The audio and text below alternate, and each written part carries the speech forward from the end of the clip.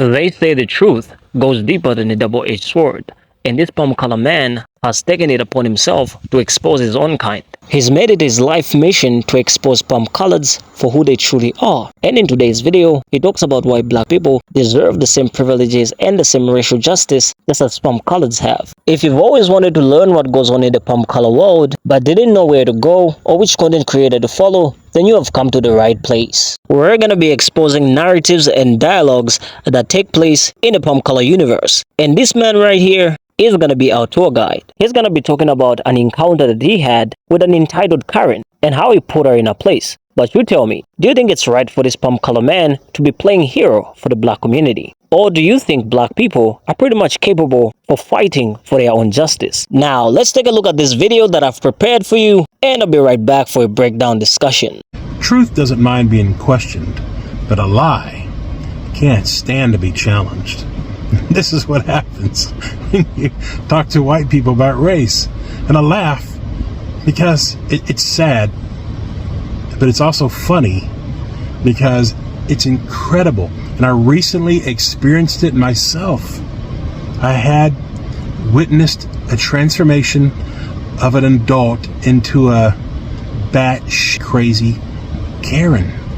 It happened right in front of my eyes when we got on the topic of race. So I'm on vacation. I'm staying at a family member's house. We're all watching the Olympics. I'm sick, by the way, but I'm on the couch trying to relax. These Trump supporting family members are teary-eyed as they're singing the national anthem during the Olympics. You know, patriotic, nationalist, and I'm getting a little uncomfortable, but it's okay. And then at the end, when they said liberty and justice for all, I said for white people, not for all white people. And that's all I said. Of course, that triggered the female, and she started lecturing me and going on and on and on, deflecting, denying, distorting, talking over me, just being a bully, being hateful. And then she said something that they usually say, some kind of crazy justify white supremacy, because that's what white people do, right? She said, we're talking about racial equality and racial justice for black folks. She said, well, I don't think that they should get racial justice because they could never get enough. They'll always want too much. They'll always want more and more and more. And I said, oh, really? Well, that's interesting. So before we had this racial conversation, I had already called my friend who's black, and I asked him permission if I could call him if I needed him to let her know, or let this family people know, that a black person knows about their race. Do you mind if I call you if I need to? He said, I'm all in, call me, I don't care, let's do it. So, when she said that race it, I called my black friend. And I put him on speakerphone, and I said, so, she just said that black people could never, ever, ever get enough racial equality, therefore they don't deserve it, because they always want too much. That woman, who I've known for many years, transformed into a Karen. She was triggered. It was, I swear to God, like a werewolf coming out. A grown woman literally had a complete insane breakdown. She started screaming uncontrollably, cussing me, this supposed Christian woman, in front of her children, and everybody in my family is saying the F word. Get the f out of my house! Screaming and jumping in that complete temper tantrum. So, so anyhow, she grabs my in this fit of rage as she cries, victim. He's calling me a racist. I'm not going to be humiliated in front of black people. I'm not a racist. She grabs all my shit, throws it in the heart, scaring everybody in the house. I even thought she was going to me at one point. She didn't thank God because I'd have her arrested, but she did manage to kick me out of the house, throw all my shit grass. So, you know, I got a hotel. I lost another family member. But you know what? I'll just add it to the list of family members, friends, and coworkers that I've lost. Would I do it again? Hell yes. Because at least she knows it made her question her morality racially, and it made her question the lies that she's living. And it forced her to think about something that she didn't want to think about.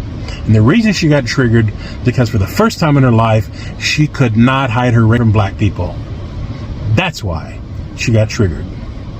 She had to face her own goddamn immorality and the own lies that she's living. It may not change her. I don't know if it will or not.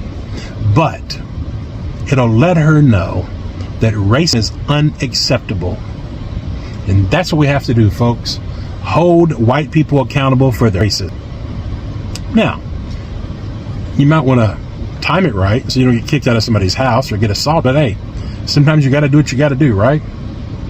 But anyhow, hold each other accountable, folks. That's what we have to do.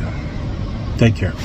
So the truth is, palm colors pretty much know that racial injustice, especially the biases that they portray towards people of color, is not right, but they do not want to acknowledge it because somebody in power isn't there to lead the way for them. Now, let's talk about why palm colors may find it discomforting if a palm color person talks about this. In an ideal world, equality would be celebrated as a fundamental principle, yet the reality often reveals a different narrative.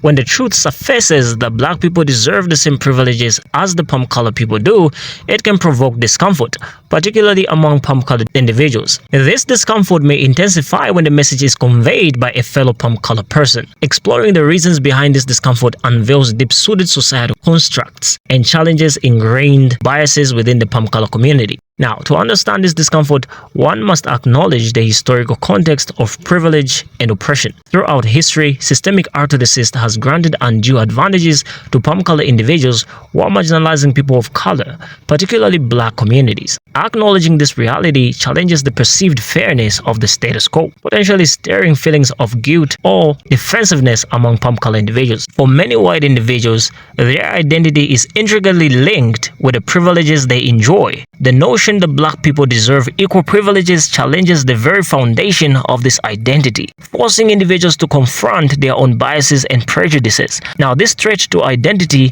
can evoke fear, resistance, and a feeling of discomfort, of course, as it requires a re-evaluation of one's place in society and acknowledge the advantages bestowed upon them are solely based on their race. The prospect of equality can be misconstrued as a loss for those who have historically held power and privilege.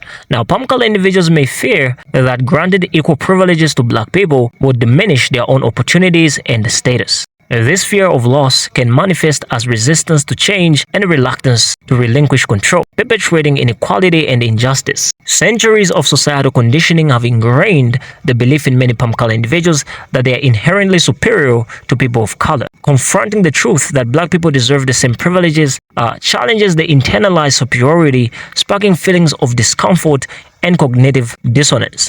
Accepting inequality requires dismantling deeply ingrained beliefs of racial superiority, a daunting task for many. Palm color people just don't want to go through the stress of dismantling their biases. It's like when somebody is preaching the gospel and you meet that person one-on-one, right? And then you ask them the truth about the gospel. They explain the gospel in a way that resonates with you, and you just don't want to give into that because maybe you had a different narrative of what the gospel was.